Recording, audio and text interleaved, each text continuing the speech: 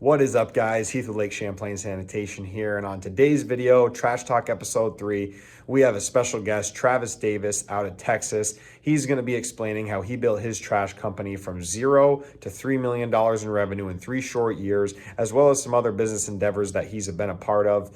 As always, guys, if you like the channel, really appreciate all the subscribes and the comments lately. Like and subscribe below, guys, if you want to keep seeing these videos and get that notification bell turned on. Also, guys, I want to give a quick little shout out to Workies. They are a software for junk removal and dumpster rental booking. They have everything from a one-person operation software all the way up to you could have, 5, 6, 7, 8, 20 trucks running, if you will. They work with franchises as well, guys. So it's Workies, and there is a link in the description below for 30% off your first 3 months of service. When you click the link below, guys, and you'll see our Lake Champlain Sanitation logo come up, and check it out. They got free trials and awesome customer service. I've dealt with them before, and can't say enough good things about them. So without further ado, guys, we're going to hop in right now to this video with Travis talking about his $3 million trash company. All right, guys. So thank you for joining us here on this video. We got Travis Davis out of Texas, 39 years old, owns multiple companies. But what we're talking about today, guys, is how he grew his garbage business, which covers all aspects of trash pickup from $0 to $6 million in sales in just 3 short years. Thanks for coming on, Travis. What's up? How you doing? Thanks for having me.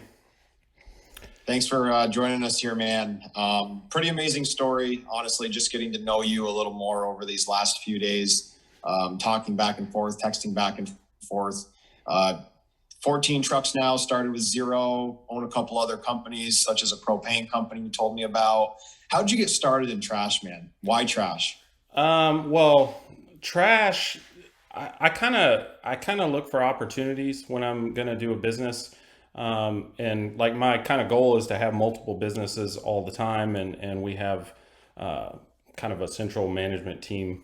I say that it's a really small management team, but we kind of oversee multiple businesses, and I'm always looking for opportunities. And the way that we got into the trash business, we weren't looking to be in trash particularly, but there was a local guy that he had about 3,000 customers, and a national company bought him out. And as I watched that unfold and the handoff from the local guy to the national guy, it just started falling apart. And there would be people posting on Facebook that they hadn't had their trash picked up in 2 or 3 weeks. And it was just really bad. And I said, I feel like there's a transition period when a national company buys out a local guy where they're trying to figure out how everything works. And a lot of times they're going to start running trucks from some central hub instead of locally. And so the routes get messed up and all that stuff. And I said, I think I could probably do this. I've got a background in logistics and sales and all the things that kind of fall into this. So we went a little crazy and we went and bought 3 rear load trucks. And we just started running routes day one like we had 3,000 customers, and those first 6 months were really hard because the routes we would go 10, 15 miles in between customers sometimes. And my guys they would say, you're going a long way and burn a lot of diesel. And I just felt like the opportunity was there and it would fill in. And here we are. Almost exactly 3 years later, and we just crossed over 3,600 customers. So we passed up the original goal, and we have roll-offs, we have front load, so we do everything now. We just put our first compactor in this week, so that was like kind of a big deal.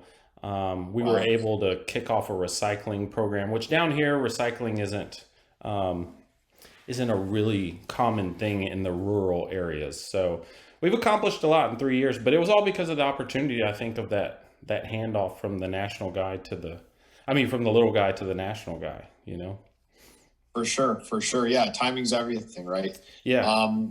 I definitely want all you guys listening, I want you to just give a quick 2-minute spiel on where the capital come from. You're 39 now. You've been doing businesses for at least 15, 20 years now. What did you do before trash that kind of propelled you to have this capital? Because it's not like you just went out and financed 3 trucks and never started any business in your life before. Right. You were in the trucking industry long before garbage came along. Right. So I've had like probably right around a dozen different companies that I've either started or ran or been a partner in. And a lot of them I started from nothing and then sold them when they got to a certain size. But my first business, I started with 1 truck. I didn't have any money, and it was a crude oil gathering and trading company. And we would buy oil from the guys that produced it and then take it and sell it to the refineries. And I built that company up to, we had around 100 trucks, 120 employees. We were doing $700 million a year in revenue. I mean, it was a massive deal to build from zero to that. And it finally got to the point where a private equity group came along and offered me just enough that it was like I would kind of be dumb not to take it.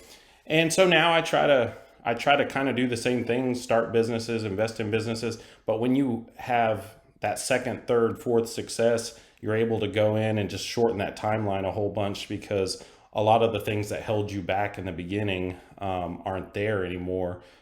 So if you're willing to put in the energy and you have the capital, getting to 3,600 rural customers in my area, the guy that sold out before, the guy I was telling you about, the local guy, I think he owned that business for like 21 years, and he was reinvesting over time. So when you're able to drop some capital, it definitely changes the timeline a lot. And guys, just because he had access to some capital, there was a lot of brains behind this, right? There's a lot of challenges in trucking in general, especially today's day and age with all the taxes, all of the log books, all of the DOT stuff. I mean, you were used to 100 trucks. I look at you with 14 trucks and go, oh my goodness, how's he handling this? But it's probably not a walk in the park per se, but for someone watching that, say they have 1 truck or they have a dump trailer like I started with, and they're starting literally from zero, quitting a day job, they're in their 20s or 30s, they haven't done anything yet. Explain some of the challenges, even at the level where you have the capital, that these guys should be aware of that they might run into. Well, specific to the garbage business, maintenance is a huge deal, especially when you get more equipment on the road, and having backups and redundancies for everything. The biggest thing that's helped us grow our business is not us just constantly adding customers. It's when the other guy messes up, all of a sudden we add quite a few to this route, and then we'll click along, and then we add a few when he messes up over here. So being able to keep your equipment running and understanding maintenance programs in general, I think is really big. And then having backups and redundancies, so if something happens, you just take 1 step back. And like my manager, I have a route manager, he has a CDL, my mechanic has a CDL. Like if I have to go drive a truck, I can go drive a truck. And we have already set up steps in place that if a guy doesn't show up to work, this is exactly what happens. And everybody does that, but the bigger you get, the more you rely on programs and systems, because just like a guy like you, or when I first started my first business, you just work 24/7 and get it done. It was like, I'm just going to get it done. Well, when you start hiring more and more people and you're dependent on them, you can't do five people's jobs every day and just get it done. So you have to set an expectation and build a program, and then hold people accountable to those programs, so that's what I deal with a lot now, is just I look for trends in my business, and then I make adjustments, and then I try to just keep things running smoothly and think about, do I need to make an adjustment to my program, right? So constantly learning, even at this point, every day, right? It's every day. How can I make this more efficient? How can it run a little more smoothly? If there is, like you said, you have backups for backups at this point, where when you're starting, guys, if you can have that in the back of your head, even if you're the single owner operator, until you get into that few 100,000 in revenue and you can have, a driver and then maybe a part-time backup driver, those things are all going to come with time. And I try to teach you guys that because that's where I am right now. But what I love about the process-driven part of your business is trash never stops. And when we talked a couple of days ago, you mentioned maybe 4 10-hour days with a Friday overtime / service day might be a better model than 5 days wide open. Can you talk about, like, I know you do it 5 days. I know you mentioned you could have probably done it in 4 days. Can you talk to that a little bit? Why the garbage business is different than, say, landscaping, hauling asphalt, those kind of things? Well, so the business I had before, we did a lot of freight, like 18-wheeler freight. We didn't work for hire, but we bought oil and we shipped it to the refinery. And everything was about keeping that truck running as much as possible.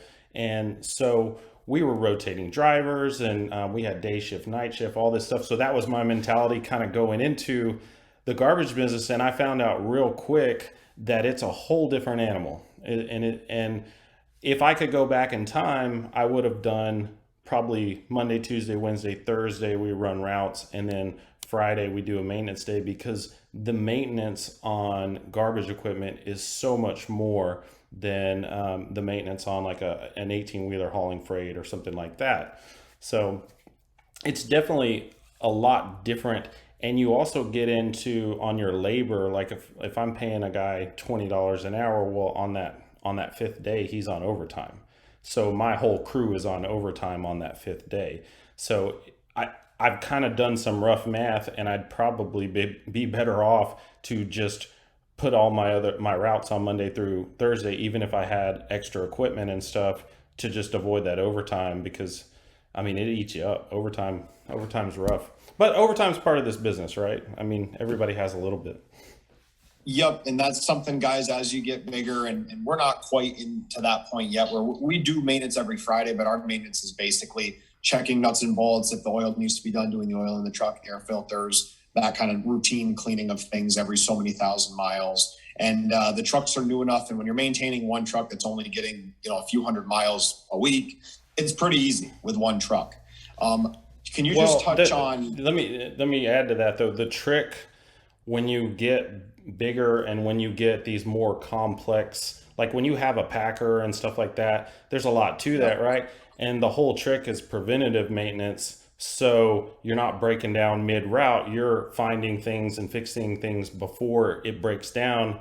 And you're going, hey, these brakes are starting to get to, a certain thickness or whatever. Let's go ahead and change that now, because I don't want to change it when it needs it because it's broken, right? So when you have more equipment and more people, preventative maintenance is huge. Just greasing the equipment, you know what I mean? Doing the PMs, all that stuff, changing air filters, it's huge. And would you say that the majority of your fleet are newer trucks, or are they older trucks? Yeah, the majority of my fleet is newer stuff. Yeah. Newer stuff. Yeah. Yep. Have you had any DEF or DPF problems? Awful. I'm going to tell you right now, the biggest challenge we are having as a company right now, we just came off of all these labor problems we were having because of COVID, and people were getting paid to stay at home and all that. We just are coming off of that, and now we're running into these supply chain issues where, like, right now I have a truck that's in the shop. It got contamination in the DEF. Well, several sensors have to be replaced.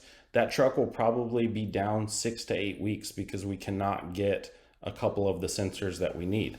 And it's just like, that's where you have a backup and you have a redundancy in place for stuff like this. You don't know what's coming down the road. All you know is you have to be consistent in your service, So yeah, that's the big thing right now, is being able to get parts for your equipment.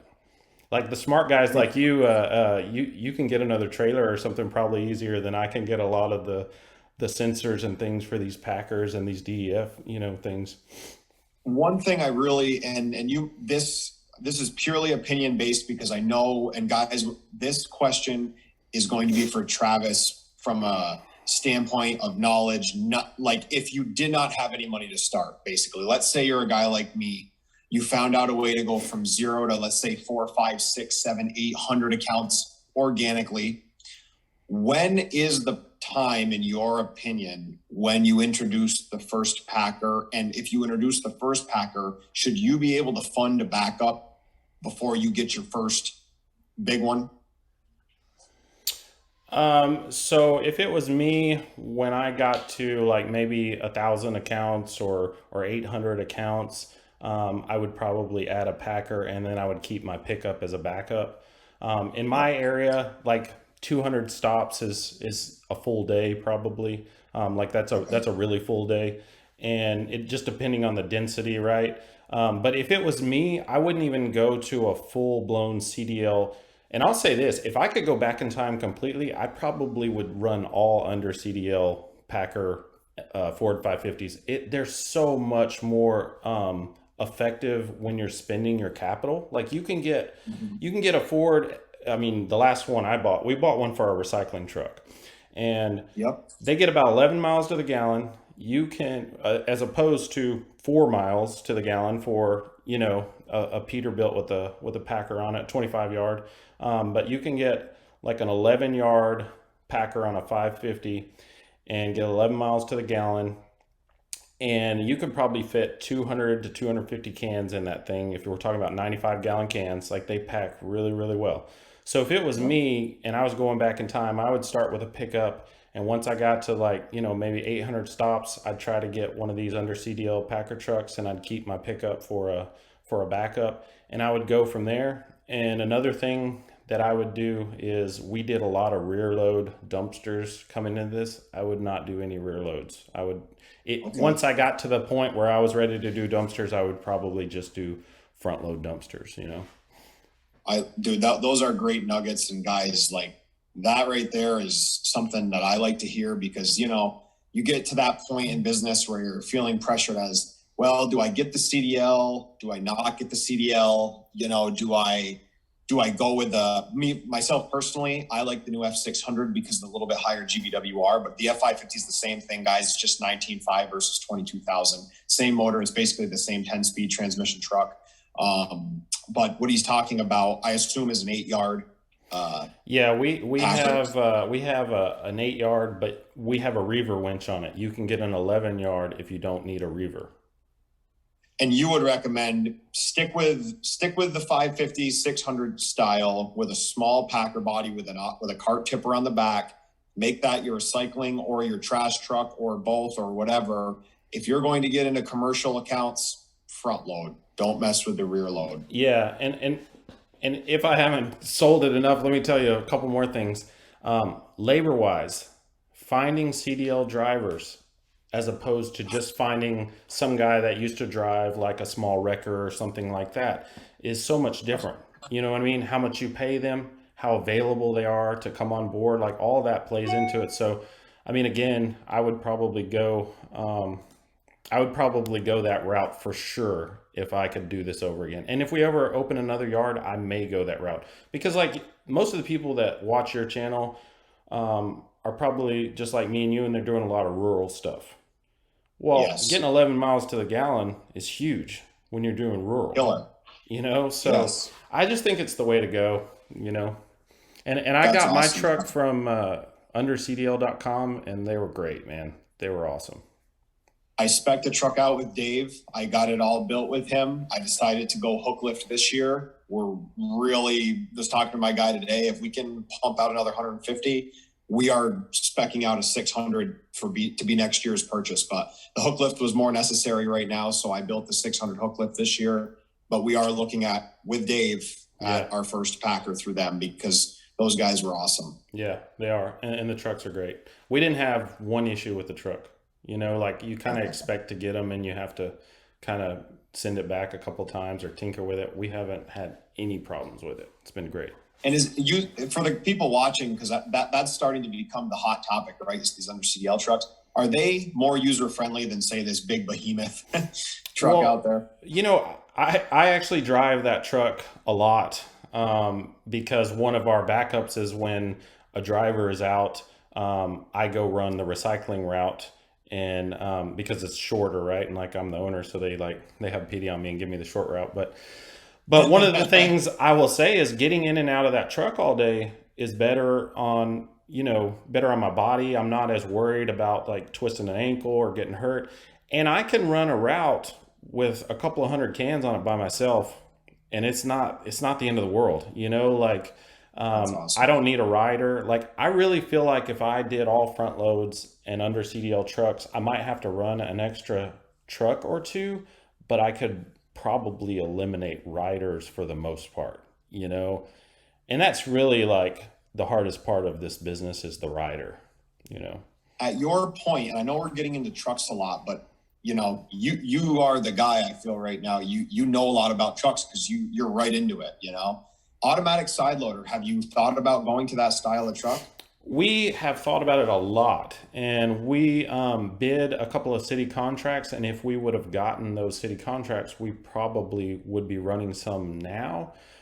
However, training the customer when they have a choice is a lot harder than if you get a city contract and you're like, this is how it is, right?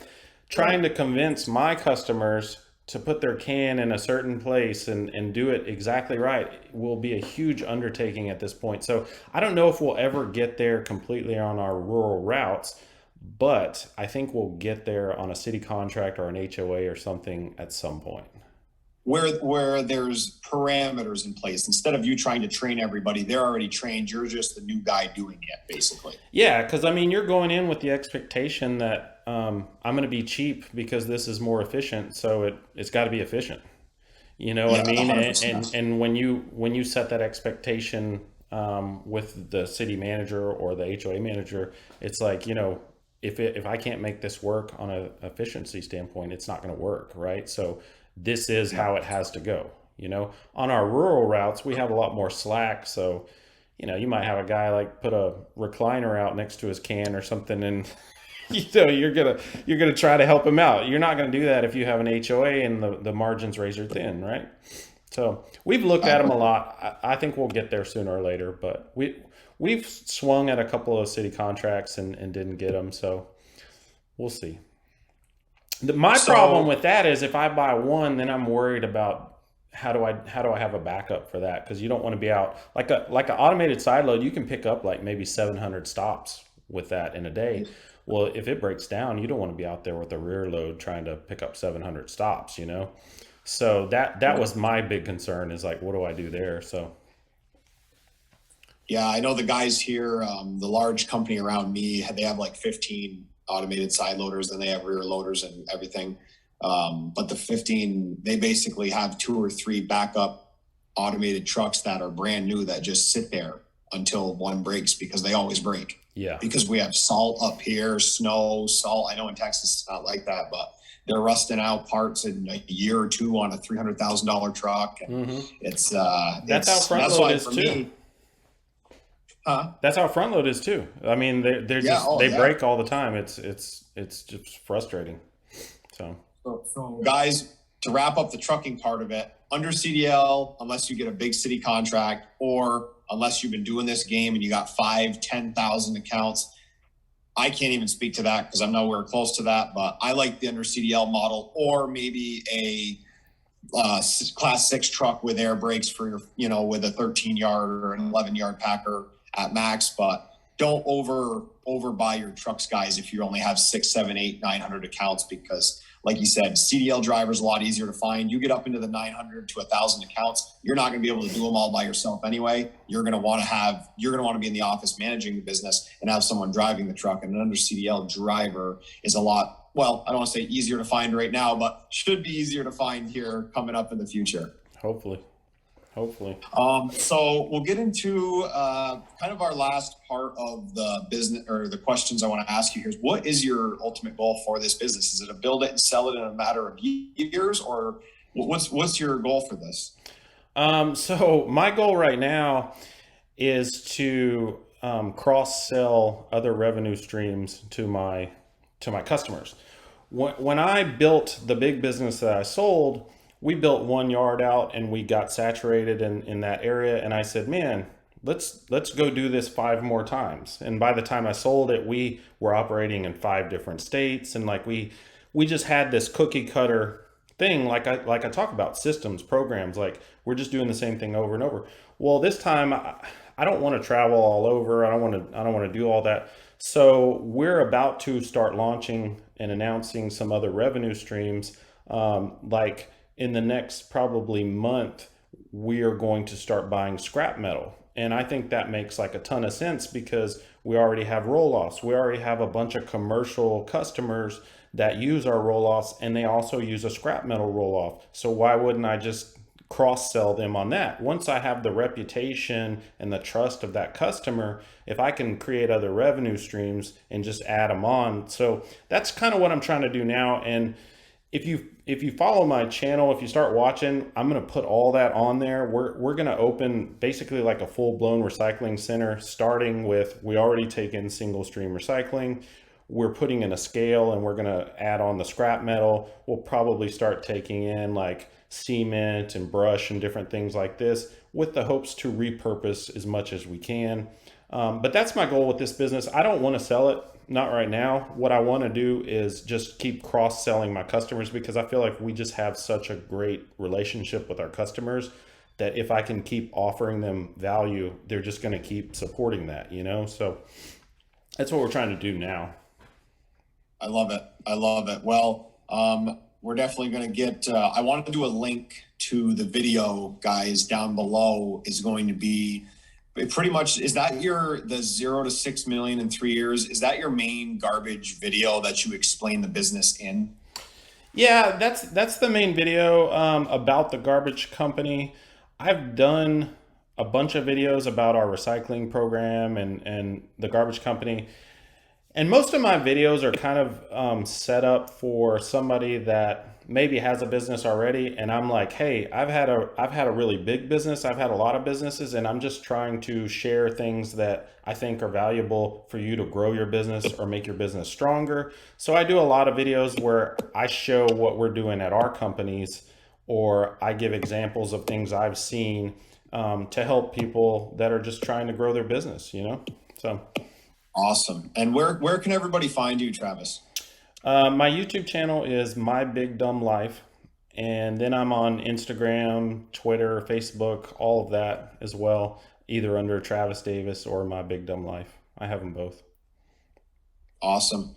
Awesome, guys. Well, again, thank you so much for coming on the channel, Travis, and thank you guys for watching. Any closing words for us entrepreneurs out here? Yeah, actually, I would say,